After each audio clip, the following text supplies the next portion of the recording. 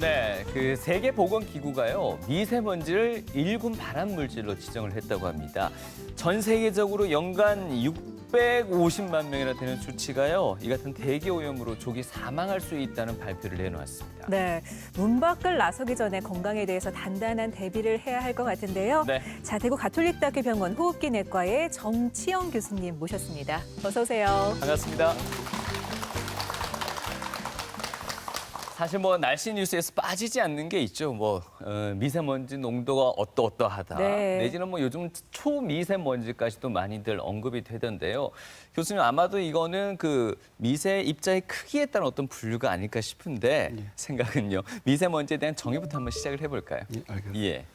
그 먼지라 하는 것은 대기 중에 떠다니는 입자상 물질, 작은 물질들을 이야기합니다. 네. 그러니까 크기에 따라서 분류를 하는데 이 50 마이크로미터 미만을 총먼지라고 이야기하고 저희가 오늘 말씀드리는 이제 미세먼지는 10 마이크로미터 미만의 작은 입자를 이야기하죠. 요거보다 더 작은 초미세먼지는 크기가 2.5 마이크로미터 미만의 아주 작은 물질들 이야기합니다.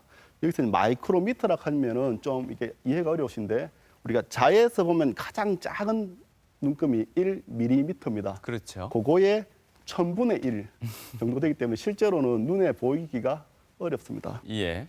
좀 더 쉽게 이 그림으로 보여드리면 우리가 이제 제일 가늘다고 하는 머리카락이 50에서 70 마이크로미터 정도의 지름을 가집니다. 그래서 앞에서 말했던 미세먼지 PM10은 실제 10 마이크로미터니까 머리카락의 5분의 1에서 7분의 1 정도 크기밖에 되지 않고 네. 네. 이거보다 더 작은 초미세먼지, 2.5 마이크로미터 미만의 먼지는 머리카락의 20분의 1에서 30분의 1, 거의 눈에 보이지 않을 정도로 작은 크기를 가지고 있습니다. 네. 그림으로 보니까 크기에 대한 이해가 훨씬 쉬운데요. 예. 아직까지 우리나라는 이 미세먼지에 대한 연구가 활발하지는 않은데 미국에서 조사한 자료를 보니까 네. 최근 2년간의 자료를 분석을 해보니 우리나라가 미세먼지에 꽤 취약한 곳이라고 합니다. 이게 보니까 꽤 취약한 정도가 아닙니다. 180개국 가운데요. 173등 했답니다. 180개국 가운데 173등. 아직까지 미세먼지에 대한 연구가 좀 부족한 우리인데 이 시간을 통해서 미세먼지를 통해서 우리 건강에 어떤 과연 위협을 끼치게 되는지 좀 더 자세히 알아봐야 될 것 같습니다.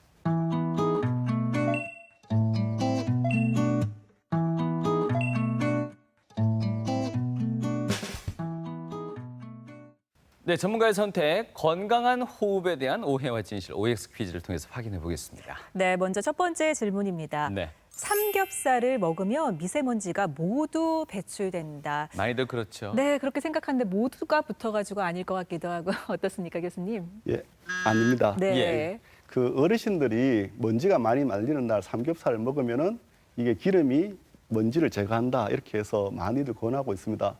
하지만 실제로 의학적 근거는 없습니다. 예. 오히려 삼겹살에는 불포화 지방이 많이 함유되어 있어서 중금속 같은 몸에 오히려 축적될 가능성이 더 높습니다. 그것보다는 물을 많이 마셔주는 것이 기관지를 촉촉하게 적셔주어서 이런 먼지라는 게 이 밖으로 배출되기도 용이하고 예. 음식을 드시겠다면은 다시마, 미역 같은 해조류 또는 녹황색 채소를 많이 드시는 것이 우리 몸에 이 노폐물이나 중금속을 밖으로 배출하는 데 도움이 되겠습니다. 미세먼지 배출에 삼겹살은 요만큼의 효과도 없다는 건가요, 그러면? 의학적으로는 알려진 바가 없습니다. 알겠습니다. 핑계 한 가지가 없어진 것 같아요.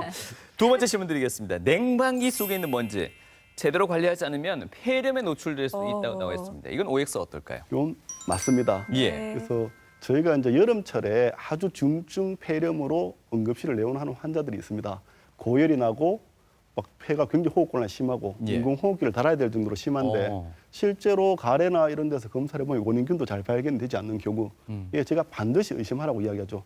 이 레지오넬라 균이라는 게 있어서 이게 에어컨에 이 냉각수에 있습니다. 그래서 에어컨 필터를 잘 청소하지 않으면은 여름철 에어컨을 틀면은 그 냉각수에 있던 균들이 우리 인체에 들어와서 심각한 폐렴을 일으키고 굉장히 치사율이 높을 정도로 위험한 폐렴이 되겠습니다. 그래서 예. 에어컨을 하실 때는 철이 바뀌면 깨끗이 청소를 필터를 하는 것이 도움이 되겠습니다. 철 바뀔 때 이렇게 한 번 정도는 아마 하실 것 같은데 그 정도면 효과가 있지 않을까요? 가능하면 더 자주 하는 것이 좋죠. 예. 알겠습니다. 네. 마지막 질문 드리겠습니다. 네. 숨을 들이쉴 때 가슴이 결리듯이 아프면은 폐에 염증이 있을 수 있다가 질문인데요. 어떻습니까? 예, 이것도 맞습니다. 네. 일반적으로 폐는 저희가 통증을 잘 느끼지를 못합니다. 그래서 폐렴이 오거나 또는 심하게 폐암이 진행되어도 통증을 잘 못 느끼고 병원에 오지 않는 경우가 많습니다. 하지만 우리 이제 폐를 사고 있는 늑막, 흉막이라고 하는 게 있습니다. 여기에 염증이 생기면은 우리가 이제 결린다고 표현할 정도로 숨을 쉬거나 기침할 때 아주 심한 통증을 느낄 수 있습니다. 폐렴도 요 흉막에 근접하여서 생기면은 흉막을 자극해가지고 통증을 많이 느낄 수가 있습니다. 네. 네. 알겠습니다. OX를 퀴즈를 통해서 오해와 진실 몇 가지 또 짚어봤고요. 그거 있지 않습니까? 미세먼지 수준이 뭐 높음 내지는 낮음, 매우 높음까지도 나오는데 매우 높음 단계에서 1시간 동안 숨 쉬잖아요. 그러면은 1시간 40분 정도 간접 흡연한 거하고 똑같은 그런 위험성이 있다고 합니다. 심각하네요. 그만큼 미세먼지의 네. 독성 물질이 많다는 어떤 의미겠죠. 미세먼지가 어떻게 생기냐면은 자연적으로도 우리 흙먼지, 꽃가루도 있습니다. 하지만 이건 크게 문제가 되지 않고 대부분 인위적으로 발생하는 거죠. 저희가 이제 생활하면서 보일러, 발전 시설 이런 데서 석탄, 석유, 화석 연료를 태우면은 이게 연소되면서 매연이 생깁니다. 그 잘 아시는 바 자동차 배기가스, 네. 그다음에 건설 현장에서 막 공사할 때 날리는 먼지, 그다음에 공장이나 이런 데서 어떤 가루 성분들, 심지어 소각장에서 이게 쓰레기 태울 때도 나는 연기 등이 문제를 일으킵니다. 예. 그게 이제 앞서 말씀드린 건 1차적 발생이죠. 그래서 이렇게 이제 공장에서 나는 매연, 배기가스 이런 것들은 1차적으로 입자들이 공기 중에 나오는 것이고 이제 그 입자가 아닌 가스 형태로 나오는 게 있습니다. 이런 매연에 포함되는 황산화물, 좀 어렵지만은 배기가스의 질소산화물 이런 게 공기 중에 나오게 되면은 공기 중에 있는 수증기나 오존 또는 이런 암모니아하고 붙어가지고 이게 다른 아주 작은 입자를 형성합니다. 가스가 굳어서 황산 암모늄이나 질산 암모늄 같은 물질들을 만들게 되는데 이 크기들이 굉장히 작아서 앞에서 보던 초미세먼지라고 하는 2.5 마이크로 미만의 아주 작은 물질들을 만드는데 이게 상당히 우리 몸에 해로운 2차적인 미세먼지가 되겠습니다. 네.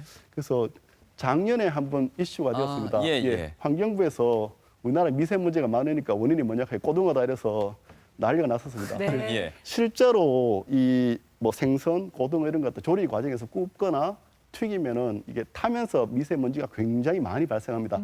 하지만 이건 실내 오염원이죠. 제가 집안에서 이게 할 때 많이 발생되니까 이 주부분들 특히 이제 요리할 때 반드시 환기를 시키거나 또 후드를 틀고 네. 이 조리를 하면은 이런 게 많이 경감될 수 있습니다. 이게 미세먼지를 많이 발생을 맞지만 이 전체 공업이나 배기가스의 비율에 비하면은 많다고 이야기하기는 어려울 것 같습니다. 네. 예. 그리고 요거는 이제 2017 올 초에 영남일보에 실렸던 사진입니다. 이게 베이징도 아니고요, 서울도 아니고 대구 도심이거든요. 네. 우리는 미세먼지 하면 굉장히 큰 대도시의 문제로 생각을 하고 있지만 대구도 실제로는 이렇게 미세먼지가 심각한 날이 왕왕 있습니다. 그래서 예. 미세먼지가 심하게 되면 이렇게 뿌옇게 제가 잘 안 보이죠. 이 가시거리가 짧아진다고 이야기를 하는데 요거는 미세먼지가 빛을 흩어지게 하거나 빛을 흡수해 버려서 잘 보이지 않도록 이렇게 봅니다. 비가 오고 맑은 날은 보면 저 멀리 팔공산까지 잘 보입니다. 그렇죠. 네. 근데 예전에는 미세먼지에 대한 걱정보다는 오늘 황사가 심하다더라 이런 얘기를 많이 했던 것 같은데 어느 네. 순간부터 황사 얘기는 별로 안 나오는 것 같고 이제 미세먼지에 다 이렇게 주목을 하기 시작을 한 것 같습니다. 실제로 미세먼지와 황사 어떤 게 더 안 좋고 언제 좀 조심을 해야 될지도 좀 궁금하거든요. 예. 그 황사라는 것은 중국 북부나 몽골 지역에 있는 사막지대 황토공원에서 이 날린 흙먼지가 날리는데 이게 이제 편서풍 때문에 봄철에 우리나라 쪽으로 날아오는 겁니다. 예. 그래서 여기 이제 원래는 자연 토양 성분이라서 굉장히 유해한 성분은 없지만은 아시다시피 중국의 공업지대 산업화가 많이 되면서 거기에 포함되어 있는 여러 중금속이나 이런 게 포함된 황사가 날아오기 때문에 우리 몸에 상당히 안 좋은 영향을 미치겠죠. 근데 이 황사에 대한 기록은 삼국사기에 보면 서기 174년에 신라의 토우, 흑토자 비우, 흑비가 내렸다는 기록이 있고 그 이후로도 많은 문헌에 이런 자연현상에 대한 설명이 있어서 네. 굉장히 오래된 자연현상이 되겠습니다. 네. 이제 미세먼지는 이런 자연적인 발생보다는 그 화석연료를 통해 나오는 매연이나 배기가스 같은 인위적인 사람들의 활동에서 생기고 이 국내 요인도 있지만 역시 중국에서 발견된 이런 미세먼지가 날아오는 경우도 있어서 이 안에 포함된 물질들은 발암 물질을 포함해서 훨씬 독하고 안 좋은 물질들이 많고 우리 몸에 여러 질병을 일으키고 악화시킬 수 있어서 미세먼지가 훨씬 나쁜 것 같습니다. 그래서 요즘 황사란 말은 좀 줄어들고 주로 통칭해서 미세먼지를 더 부각시키는 걸로 알고 있습니다. 하지만 그 포함된 성분에 따라서 계절적으로는 미세먼지도 좀 차이가 있지 않을까요? 예, 그래서 이제 봄철이 되면은 이게 이제 이동속 저기압도 있고 건조해지면서 지표면에서 이제 먼지가 많이 생길 수 있죠. 또 황사도 날라오고 해서 봄철에 미세먼지가 많이 생기고 예. 여름이 되면 우리나라에 비가 많이 옵니다. 그래서 이게 공기 중에 있는 미세먼지들이 빗방울로 씻겨 나가게 되니까 상대적으로 좀 덜 할 수 있고 가을은 우리나라 공기가 제일 맑고 하늘도 푸릅니다. 그래서 이게 대류의 순환이 원활하기 때문에 미세먼지가 적습니다. 겨울철이 되면은 저희가 또 난방도 해야 되고 여러 가지 화석연료를 쓰는 비율이 높아지면서 미세먼지의 발생이 더 높아지는 경향을 보입니다. 네. 근데 오늘 이 모신 교수님이 미세먼지 관련해서 특별히 또 연구를 더 많이 하신 걸로 저희가 전해 들었는데요. 특별한 계기가 있습니까? 특별한 계기는 없고 예. 제가 보는 질환이 호흡기 질환이니까 네. 이 천식, COPD 뭐 아니면은 폐렴 또는 또 이제 뭐 폐암 같은 경우에도 조사를 해보니까 이런 미세먼지와 관련성이 많아서 어떤 원인 인자가 되기 때문에 조금 조사를 하였습니다. 네. 관련 내용을 오늘 직접 또 준비해 오셨다는데 설명 좀 부탁드리죠. 그래서 미세먼지가 뭐로 이루어졌기 때문에 몸에 안 좋을까? 그래서 앞에서 2차적 발생이라고 이야기 드렸던 이런 황산염, 질산염 이런 게 한 60%를 차지합니다. 예. 아주 작은 초미세먼지를 형성하기 때문에 우리 몸의 위해성이 높고요. 이거 외에도 이 보통 화석연료를 태어난 탄소류나 껌댕 이런 것들이 또 한 16.8%, 기타 여러 광물이나 이런 것들이 6.3% 정도를 차지하고 있습니다. 여기서 말한 검댕도 전문 용어인가요? 그 이제 우리말로 흔히 알고 있는 하니까 검댕 맞습니까? 그 태울 때 나는 예. 시커먼 거 이런 걸 갖다가 이야기를 합니다. 거기 미세먼지 일부를 차지하게 되었습니다. 2014년도 세계보건기구 WHO 산하의 국제암연구소가 미세먼지를 1군 발암 물질로 지정했습니다. 그래서 1군이라고 하는 것은 이 인체의 발암성이 확정된, 이건 이제 의심된다가 아니라 확실히 암을 일으키는 물질로 증명된 겁니다. 네. 이 1군에 포함된 것들이 성면, 벤젠 이런 거거든요. 이런 거 동급으로 미세먼지를 분류했기 때문에 굉장히 독한 물질로 받아들였고 왜 그러냐 하면은 이게 이제 숨을 쉬면은 호흡기를 통해서 이 폐로 들어오고 심지어는 아주 작은 것들 혈관을 타고 몸을 돌면서 여러 깊숙한 몸 속에 문제를 일으킬 수가 있습니다. 그리고 입자가 작으면 작을수록 더 깊이 침범할 수 있고 네. 그러니까 그냥 상식적으로 호흡기뿐만 아니라 심혈관계까지도 문제를 일으킬 수 있죠. 특히 이제 노인이나 요아, 임산부 또는 호흡기 질환이나 심장 질환을 가지신 분들은 이런 미세먼지에 대한 질환의 악화나 발병에 더 나쁜 영향을 미치게 되겠습니다. 그래서 그 나타날 수 있는 병들을 그림으로 보시면은 일단 접촉하는 부위에 문제가 생깁니다. 눈이나 코 같은 데는 바로 미세먼지를 접촉하게 되니까 알레르기성 결막염, 비염 이런 게 발생하고 피부도 실제로는 가렵거나 피부염이 악화될 수 있습니다. 이걸 이제 들어 마시게 되면은 상기도 들어가서 점막을 자극하고 기도 염증을 생기니까 우리가 흔히 하는 기침, 가래가 많아지게 되죠. 더 깊숙하게 폐 쪽으로 들어가게 되면은 이 만성 폐쇄성 폐질환, 노인들이 숨찬 병, 그다음에 천식 같은 것들이 악화시키고 심지어는 연구에 하면 폐암의 발생 위험도를 상당히 증가시키는 것으로 알려져 있습니다. 이 외에 또 우리가 이제 뇌나 심장도 이 미세먼지들이 혈액을 타고 돌면서 허혈성 뇌졸중, 우리가 중풍이라고 하죠. 또는 우리가 협심증이나 이런 같은 허혈성 심질환 내지 부정맥도 높이는 그런 소견을 보입니다. 네.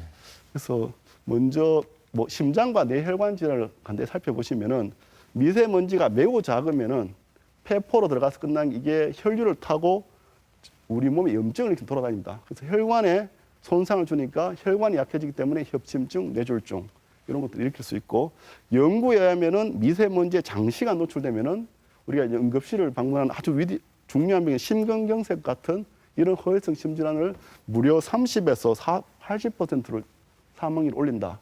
연구마다 차이가 있지만은 이 조금 굉장히 위험을 나타낼 수 있는 그런 요인이 되겠습니다. 예. 그다음에 이제 중요한 호흡기 질환들 보시면은 그냥 다른 질환이 없고 그냥 폐가 안 좋은 만성 폐질환 있는 사람들은 폐렴도 잘 생깁니다. 미세먼지가 들어오면서 이 감염의 또 위험성이 높아지기 때문에 이 자체도 큰 문제고 이 기도에 염증을 잡고 있기 때문에 기존의 천식이나 만성 폐쇄성 폐질환을 앓고 있는 분은 증상이 악화되고 이것 때문에 응급실을 더 방문을 많이 하게 되죠. 숨이 차서 잘 생활을 못하니까 입원을 요하는 경우도 증가합니다. 그 만성적으로 이런 게 노출되면은 폐 기능이 점진적으로 떨어져서 수년, 수십 년 후에 폐 질환이 발생할 가능성도 높고 여러 연구가 있지만 역학조사를 우리가 이제 여러 역학조사를 메타 분석이라고 해서 종합적으로 분석을 해보면은 만성 폐쇄성 폐질환 같은 경우는 우리 미세먼지 농도가 이 세제곱미터당 10마이크로그램, 이게 이제 1m, 1m, 1m 되는 공간에 10마이크로그램의 미세먼지 농도가 올라가면은 이게 입원율이 2.7%, 사망률이 1.1% 증가되죠. 별거 아닐 것 같지만 저게 만일에 20, 30 올라가면 이게 6%, 9%, 이게 사망률이 2, 3%. 네. 내가 아무 잘못도 하지 않았는데 공기가 나빠서 사망률이 올라간다는 것은 상당히 위협적인 내용이 되고 예. 특히나 이 미세먼지는 발암 물질이라고 확립이 되었습니다. 그래서 많은 분석을 해보면 폐암의 경우에는 저 초미세먼지 농도가 역시나 10마이크로그램 이상 증가한다면은 무려 폐암이 9% 정도 발생률이 증가한다고 이야기를 합니다. 나는 잘못한 것도 담배도 안 피웠는데 먼지가 나빠서 폐암이 9% 올라가면은 이건 상당히 우리 심각한 문제가 되겠죠. 네. 그래서 호흡기계에 이 미세먼지들이 어떻게 침착하냐를 보시면은 앞서 제가 크기별로 분류를 했죠. 그래서 이 큰 것들, 10마이크로미터 이상의 큰 것들은 다 걸립니다. 코에 있는 코털이라든지 기관지 섬모에서 걸려서 가래로 배출되기 때문에 실제로 몸 깊숙이 들어가서 문제를 일으키지 못합니다. 하지만 미세먼지라고 분류했는 제가 이제 10마이크로미터 이하의 이 미세먼지들은 적어도 이 기관지 정도까지 들어가기 때문에 상기도나 기관지 여러 군데에 문제를 일으킬 수 있고 초미세먼지라고 이야기하는 2.5 마이크로미터 미만의 작은 것들은 기관지, 폐포까지 깊숙이 들어가서 앞에서 보여드린 바와 같이 여러 호흡기자를 악화시키거나 폐암의 발병률을 증가시킬 수 있습니다. 그보다 더 작은 0.1 마이크로미터가 된 극초미세먼지 같은 경우는 거의 폐포 수준에서 있다가 혈류를 타고 전신으로 번져서 또 다른 문제를 일으킬 수 있습니다. 네. 예. 그러면 좀 이해가 안 돼도 그냥 미세먼지를 마셨는데 이게 염증은 이해가 안 돼. 왜 암이 발생하실까? 근데 이 호흡기계에 아주 작은 이런 2.5 마이크로미터 미만의 초미세먼지가 폐포 같은 데 침착하게 되면은 이게 몸 밖으로 빠져나가지 않는 거죠. 계속 있으면서 좀 어려운 산화 스트레스, 우리가 이제 나이 먹으면 생긴다는 거죠. 노화와 관계되는 산화 스트레스도 일으키고 염증 반응을 지속적으로 일으킵니다. 그렇기 때문에는 이제 좀 어려운 이야기로 산화 자유기 DNA 손상, 유전자가 상한 거죠. 유전자가 상하면 변이가 생기고 그럼 이제 암이 발생할 수 있고 여러 염증이 반응됐어서 이런 염증을 일으키는 사이토카인들이 증가하면서 우리 면역 작용을 낮춥니다. 이런 작용들이 전부 우리 몸에 암을 일으킬 수 있는 그런 작용 기전이라서 자연스럽게 폐암이 발생하는 것으로 알려져 있습니다. 자, 이런 위험성에 대해서 우리가 정작 할 수 있는 건 실내에서는 공기 정화기 정도, 그리고 야외 활동할 때는 황사 마스크, 미세먼지 마스크들을 많이 사용하시는데, 근데 그 중에서도요, 우리 일반적인 사람들보다도 호흡기 질환이 있으신 분들은 아마 그 이상의 대처가 필요하지 않을까 싶은데요. 거기에 대해서는 어떤 대처가 필요할까요? 특별한 호흡 질환이 아니라 폐암부터 만성 폐쇄성 폐질환, 기관지 확장증 이런 호흡기 질환을 가지신 분들은 미세먼지가 높다고 이야기하면 일단은 실외 활동을 되도록이면 자제하는 게 좋습니다. 네. 일단 나가면은 안 좋으니까. 그리고 꼭 나가야 될 때는 이제 COPD 이런 경우에는 이제 구급약, 급할 때 쓸 수 있는 약을 이제 지참을 하고 나가는 게 좋고 반드시 식품의약품안전처에서 인정한 마스크를 쓰고 외출을 하시는 게 도움이 됩니다. 그리고 이렇게 했음에도 불구하고 증상이 악화되고 숨이 차고 문제가 생기면 이 담당 선생님 상의를 하고 병원을 방문해야 되겠죠. 근데 이런 미세먼지가 하루로 끝나는 것이라 한번 노출되면 적어도 수일 정도는 계속 여운을 남기면서 작용할 수 있기 때문에 그런 미세먼지가 많이 높은 날 노출되고 나서는 적어도 일주일 정도는 조심을 하셔야 될 것 같고 무엇보다도 명심해야 될 것은 장기간 노출되지 않도록 가급적이면 노출을 피하는 방법으로 노력을 하셔야 될 것 같습니다. 그래서 이제 마스크는 종류가 많습니다. 저도 이걸 공부하면서 처음 분류했는데 네.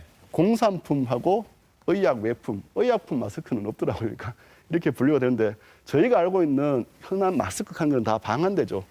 이게 이제 겨울에 추울 때 입을 마스크가 있고 그다음에 방진 마스크가 산업장에서 분진이 때문에 완전히 밀폐된 마스크. 그다음에 저희 또 보건용 마스크라는 게 있고 의사들이 저희들이 이제 수술할 때 감염을 방지해서 쓰는 게 있습니다. 이 중에서 이런 미세먼지나 황사를 피하기 위해서는 이 보건용 마스크, 네. 식품의약안정처에서 이제 승인이 난 보건용 마스크를 쓰는 것이 도움이 됩니다. 다른 마스크들은 실제로 미세먼지를 차단하기 어렵고 이 방진용 마스크는 너무 높아서 호흡기 장애가 있는 환자들이 찌시면 숨이 차서 호흡이 어려워서 오히려 위험할 수 있습니다. 그래서 그 좀 더 세부적으로 KF 수치가 있습니다. 보통 KF 80이면 미세먼지를 80%를 차단할 수 있도록 만들어진 거라서 이 정도로 쓰시는 것이 가장 무난할 것 같습니다. 네. 예.